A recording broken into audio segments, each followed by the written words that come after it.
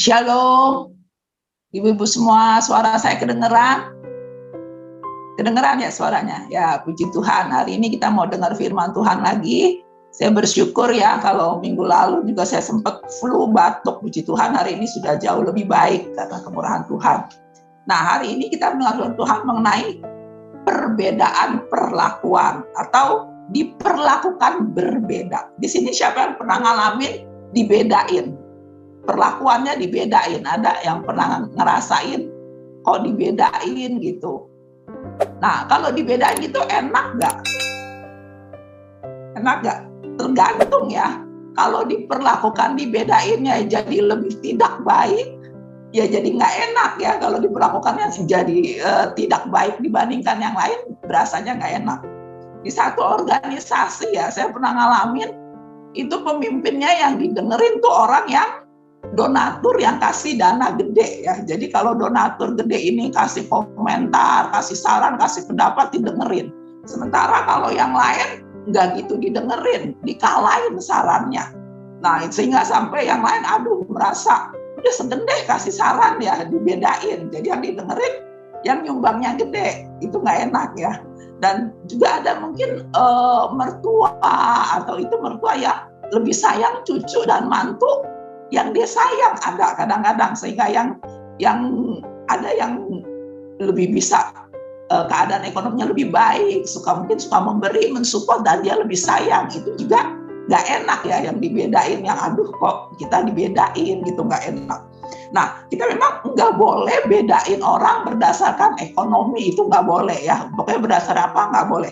Di Yakobus 2 ayat 1, di Yakobus 2 ayat 1 dikatakan, janganlah iman itu kamu amalkan dengan memandang muka. Jadi nggak boleh ya kalau memandang muka. Dan Yakobus 2 ayat 2 sampai 3 itu diceritain kalau orang datang pakai cincin emas, bajunya indah, terus dihormatin. Sementara kalau orang miskin, pakaiannya buruk, nggak dihormati dan menghina orang miskin, itu nggak boleh ya. Yakobus 2 ayat 9 dikatakan, jika kamu memandang muka, kamu berbuat dosa dan melakukan pelanggaran. Nah, tapi kalau dibedainnya dapat perlakuan yang lebih istimewa, lebih enak, gimana? Mungkin wah enak juga ya kalau diperlakukan istimewa, lebih baik. Saya pernah waktu vaksin ya diperlakukan istimewa, nggak suruh antri. Jadi orang-orang misalnya udah gila yang antri udah 3 baris, pindah sebangku satu sampai depan. Contoh saya dipanggil sini bu, langsung suruh duduk paling depan. Dan begitu ini turun, ibu langsung maju. Saya bingung lah, saya lihat ini yang antri segini banyak. Nggak apa-apa bu, prioritas buat lansia katanya. Saya antara seneng dan sedih juga ya. Ini nggak apa-apa bu, lansia, ntar ibu langsung. Masya Allah, saya udah dibilang lansia. Tapi udah ya seneng juga nih, cuma udah ngantri juga. Soalnya Cecep nggak disuruh, nggak diprioritasin, dia tetap disuruh ngantri, muter-muter. Jadi saya nungguin dia juga.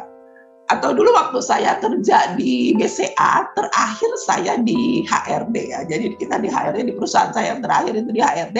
Nah, setiap bulan 1 tahun sekali ada penilaian prestasi. Jadi setiap karyawan dinilai prestasinya. Ada yang dapat A, B, C. Terus A ada A gemuk, A kurus. Jadi misalnya A itu nilainya dari 900 sampai 1000 misalnya. Nah, yang 900 itu namanya A kurus, jadi A tapi kurus. Kalau yang 1000 tuh A gemuk, jadi A-nya A gemuk gitu. Nah, itu menentukan bonus sama kenaikan gajinya. Jadi beda-beda setiap karyawan memang dibedain sesuai dengan kontribusinya. Nah, itu juga dibedain perlakuannya. Tapi saya rasa itu cukup fair ya, karena kalau nggak semua kerja semaunya, kerja seenaknya, semua dapat sama, nggak termotivasi. Dengan gitu dibedain, jadi kasih semangat juga dan sesuai kontribusi. Dan kalau pembedaan ini yang dapat gede dibedain, dia dikasih gede pasti senang. Kalau udah bulan-bulan itu wow semua udah itu ya, antara gelisah senang nunggu-nunggu, wah pengen tahu nih dapat berapa, dan itu dibedain. Dan yang dapat gede itu senang dibedain semua. Hari ini kita belajar bahwa Tuhan pun memperlakukan berbeda. Apa yang Tuhan bedain? Apa yang Tuhan bedain? Kita baca di Malayaki 3 ayat 18. Ya, Malayaki 3 ayat 18 dikatakan, maka kamu akan melihat kembali perbedaan. Ya, Tuhan yang bilang akan ada perbedaan. Antara apa? Orang benar dan orang fasik. Jadi orang benar, orang fasik dibedain. Antara orang yang beribadah kepada Allah dan orang yang tidak beribadah. Ya, jadi ingat yang pertama bahwa Tuhan juga membedakan, bedain antara yang benar sama yang fasik, yang ibadah sama yang gak ibadah, itu akan ada perbedaan. Nah, yang beribadah itu yang apa? Di Malaiki 3 ayat 17, ayat sebelumnya dikatakan, mereka akan menjadi milik kesayanganku sendiri. Firman Tuhan semesta alam, pada hari yang kusiapkan, aku akan mengasihani mereka sama seperti seseorang menyayangi anaknya yang melayani dia. Jadi Tuhan akan mengasihi seperti milik sendiri, seperti sayang sama anaknya. Nah, di ayat sebelumnya lagi 16 dikatakan, di akhirnya bahwa itu berlaku untuk orang yang takut akan Tuhan dan yang menghormati namanya. Jadi ingat, ada perbedaan orang yang benar sama orang yang fasik, antara orang beribadah dan yang gak beribadah. Pasti ada perbedaan. Nah, di kitab Keluaran juga hal senada. Keluaran 8 ayat 22 ayat 23 dikatakan, pada hari itu aku akan mengecualikan tanah Goshen di mana umatku tinggal, sehingga di sana tidak ada terdapat pikat, supaya engkau mengetahui bahwa aku Tuhan ada di negeri ini. Sebab aku akan mengadakan perbedaan antara umatku dan bangsamu. Besok tanda mujizat ini akan terjadi. Akan ada perbedaan antara umat Tuhan dan bukan umat Tuhan. Diluputkan, dilindungi, dan dijaga ya. Nah, seperti tadi ya, kesaksian-kesaksian kita udah dengar ya, bahwa Tuhan tetap pelihara sampai hal-hal kecil ya. Tuhan bela, Tuhan jaga, dan ada perbedaan. Tapi mungkin juga di saat-saat tertentu kita ngerasa kok kayaknya nggak terlalu beda. Suka juga nggak? Kadang-kadang kayaknya nggak beda juga ya. Ciacien pernah kesaksian ya, Ciacien kok lihat orang yang nggak beribadah, nggak pelayanan kok kayaknya lebih enak, bisa jalan-jalan, bisa sehat, bisa nggak sakit. Mungkin ada waktu tertentu kita kok berasa seperti itu. Nah, pemazmur pun pernah mempertanyakan hal itu. Pemazmur pernah nanya juga, kok sepertinya yang fasik enak-enak aja. Itu ada di Mazmur 73 ayat 3 sampai 5 ya. Mazmur 73 ayat 3 ayat 5 dikatakan, sebab aku cemburu. Dia cemburu kepada pembual-pembual. Kalau aku melihat kemujuran orang-orang fasik. Dilihat kok orang fasik mujur ya. Sebab kesakitan tidak ada pada mereka, nggak sakit, sehat dan gemuk tubuh mereka. Mereka tidak mengalami kesusahan manusia dan mereka tidak kena tulah seperti orang lain. Sorry, batuknya kumat. Pemazmur juga pernah ngerasain kok orang fasik mujur, dia nggak susah, nggak sakit ya. Nah, tapi itu belum kesudahannya. Akhirnya pemazmur menemukan jawabannya. Jawabannya ada di Mazmur 73 ayat 17 sampai ke 20. Ini jawabannya. Kalau kita pernah tanya, kita lihat kok sepertinya apa kita harus terus setia ibadah, apa harus terus benar. Ada jawabannya di Mazmur 73 ayat 17 sampai yang ke-20. Dikatakan, nah ini, sampai aku masuk ke dalam tempat kudus Allah dan memperhatikan kesudahan mereka. Ya, jadi ini kesudahannya. Tadi belum mudaan tuh ya. Tadi yang kita lihat seperti itu belum kesudahannya. Nah, kesudahannya seperti ini. Sesungguhnya di tempat-tempat licin kau taruh mereka, kau jatuhkan mereka sehingga hancur. Betapa binasa mereka dalam sekejap mata. Lenyap, habis oleh karena kedahsyatan. Jadi akhirnya tuh mereka apa? Hancur, binasa, lenyap, habis. Itu akhirnya. Jadi kalau kita lihat kok orang fasik sepertinya diberkati, sepertinya sehat, gemuk, itu belum berakhir. Itu belum akhirnya. Tapi akhirnya si pemazmur yang bilang bahwa betapa mereka akhirnya dalam sekejap lenyap, habis, binasa. Dan yang paling mengerikan, ini bagian terakhir paling mengerikan, seperti mimpi pada waktu terbangun ya Tuhan, pada waktu terjaga, rupa mereka kau pandang hina. Jadi pada akhirnya ini yang sangat mengerikan, waktu terbangun, karena hidup manusia itu jadi seperti mimpi ya, kita hidup seperti mimpi, satu kali kita tidur selama-lamanya ya, waktu kita di dunia ini akhirnya kita akan tidur selama-lamanya, enggak bangun-bangun lagi di dunia. Nah, waktu bangun, kita bangun di keabadian. Waktu bangun, ternyata kita bangun di keabadian. Dan di sini dikatakan, rupa mereka, orang-orang fasik itu, Tuhan pandang hina. Jangan sampai ya, waktu kita tidur selama-lamanya, waktu kita bangun di keabadian, Tuhan lihat kita itu hina. Ya, jangan sampai. Itu berlaku buat orang fasik. Jadi orang fasik yang kelihatannya gemuk, kelihatannya enak, tapi di akhirnya dia hancur, dia lenyap, dia habis, dan waktu terjaga, waktu dia tidur selama-lamanya di dunia ini, waktu dia terbangun di keabadian, Tuhan melihat wajahnya hina. Kalau Tuhan pandang hina, ya dia nggak akan angkat, nggak masuk ke dalam kemuliaan Tuhan, karena wajahnya hina, nggak akan masuk dalam kemuliaan Tuhan. Karena itu kita mau tetap setia ya, tetap setia ibadah. Ibu-ibu luar biasa ya, ada 12 Zoom, tapi ini lebih dari 12 orang ya, karena ada yang beberapa orang tetap setia ibadah. Ini luar biasa. Seperti Ibu Yuli juga kerinduannya, yaitu luar biasa, tetap setia, tetap jadi orang benar, tetap jadi orang benar, supaya pada akhirnya Tuhan nggak pandang kita hina, tapi Tuhan pandang kita mulia. Nah, itu ada di Daniel 12 ayat 2 ya. Daniel 12 ayat 2 itu ada dikatakan, dan banyak dari antara orang-orang yang telah tidur di dalam debu tanah akan bangun. Nah, jadi semua kita nih akan tidur dalam debu tanah, yang akan tidur selama-lamanya di dunia ini akan bangun. Sebagian untuk mendapat hidup yang kekal. Nah, kita yang hidup benar, setia ibadah, waktu kita terbangun, kita dapat hidup yang kekal. Tetapi sebagian untuk mengalami apa? Kehinaan dan kengerian yang kekal. Itu yang orang fasik itu, yang tadi pemazmur bilang, Tuhan menganggap hina, itu mengalami kehinaan, kengerian kekal. Ya, jadinya kita mau tetap hidup benar, tetap setia ibadah. Nanti akhirnya pasti ada perbedaan. Kita akan mengalami hidup yang kekal. Saya yakin percaya ya bahwa pasti ada perbedaan, pasti ya, kita udah dengar, udah saksikan, kalau perusahaan aja bisa lihat, yang loyal, yang setia, yang berkontribusi, dia bedain, apalagi Tuhan, nggak mungkin Tuhan nggak bedain, pasti ada perbedaan, Tuhan yang katakan. Seperti dalam masa sulit ini juga saya lihat ya, Tuhan pelihara.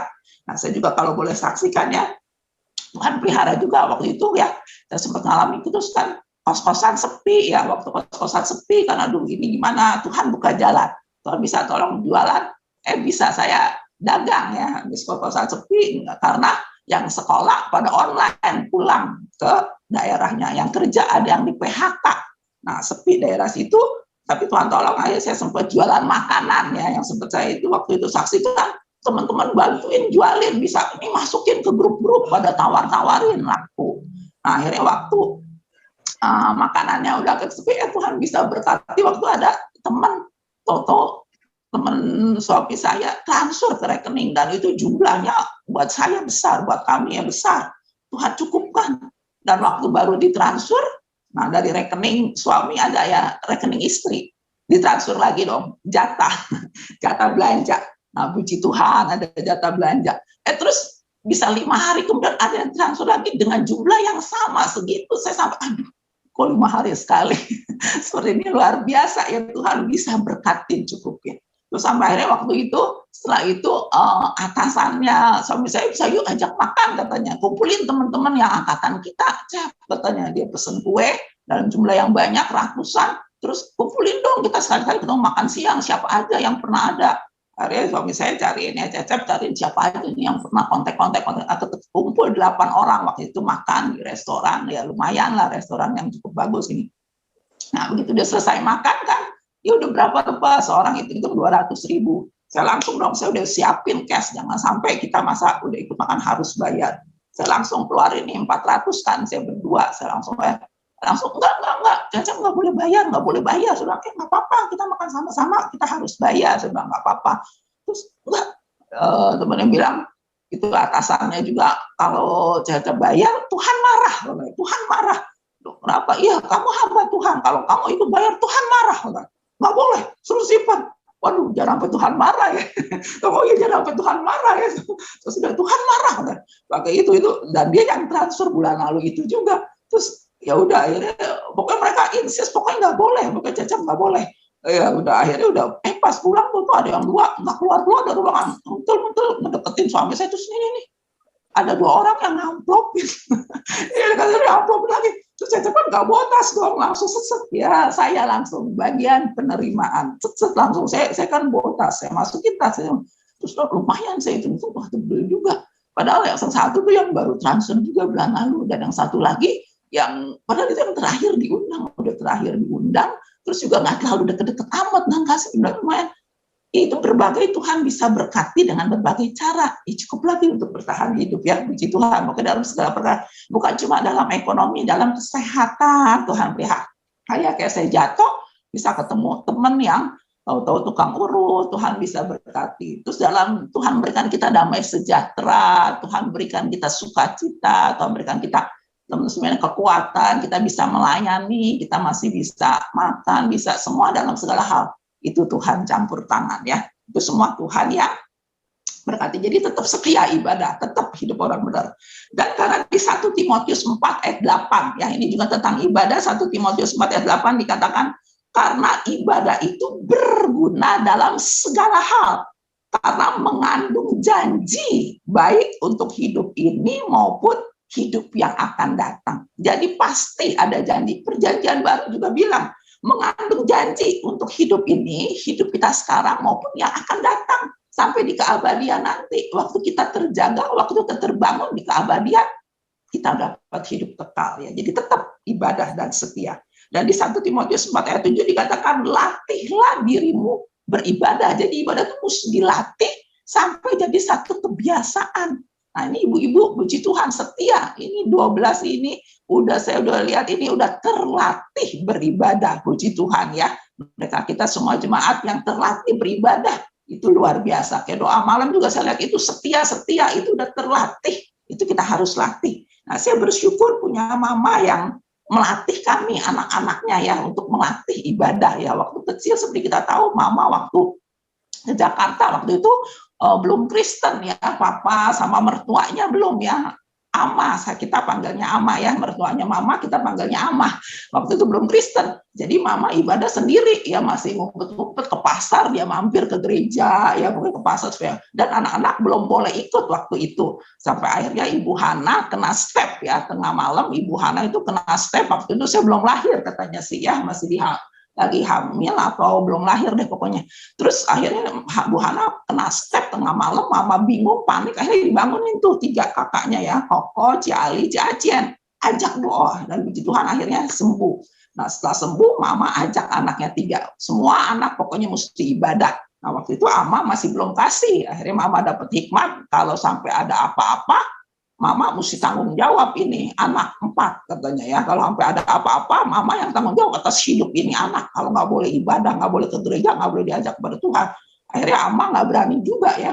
Akhirnya puji Tuhan sejak itu kami dilatih ibadah. Dan kami ya puji Tuhan sih, ini anak-anak kita terbiasa ibadah. Jadi kalau kita keluar kota atau keluar negeri, kalau pas dinas atau libur, kalau ketemu hari Minggu, sebisa mungkin kalau memungkinkan kita masih cari gereja, kita bisa ibadah ya.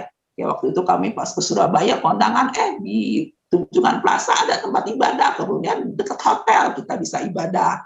Dan waktu itu saya juga pernah ke Singapura ya, tugas kantor ya, berkat Tuhan bisa ke Singapura. Pas Man-Man ada di Singapura, pagi-pagi dia jemput ke bandara tuh, puji Tuhan, pas hari Minggu pagi. Jadi saya sampai, Man-Man pas masih kerja dia jemput. Pertama kali saya diajak kemana? Diajak ke gereja dulu ya, jadi pas itu ayo ke gereja dulu, jadi kita betul emang ya udah ibadah dulu. Jadi begitu dari bandara pagi-pagi langsung pas dibawa ke gereja ke situ, setelah itu baru diajak jalan-jalan ke mall, baru ditraktir ya, tapi diajak ibadah dulu. Gitu juga waktu itu pernah satu kali Pak Gembala tuh sore datang ke Filemon. Saya bingung nih si Yung Yung ngapain ke Filemon ya. Terus si suami saya juga cecep tanya, itu ada si Yung Yung. Iya tuh saya itu sekarang udah pas terus Pak Gembala bilang, iya nih Cek nama. Tadi pagi saya baru pulang dari tugas kantor, pas sampai nggak keburu di Jatinegara Timur, nggak keburu kebaktian, udah siang, pas sampai udah bubar. Jadi sore saya kesini aja deh, jadi sore dia cari tempat ibadah di mana masih bisa ya. Kita percaya, kita mau setia untuk terus mengusahakan ibadah. Dan ibadah itu bukan sekedar kebaktian di gereja, itu salah satu bentuk ibadah kita setia. Ibadah di gereja, ibadah lewat Zoom, itu salah satu ibadah kita. Tapi ada satu ibadah lagi yang itu salah satu ibadah kita di gereja, itu memang kita harus ibadah. Nah, ibadah yang sejati itu kita baca di ayat terakhir ya. Ini di Roma 12 ayat 1 sampai 2 ya. Ini kita baca ayat terakhir untuk poin terakhir hari ini.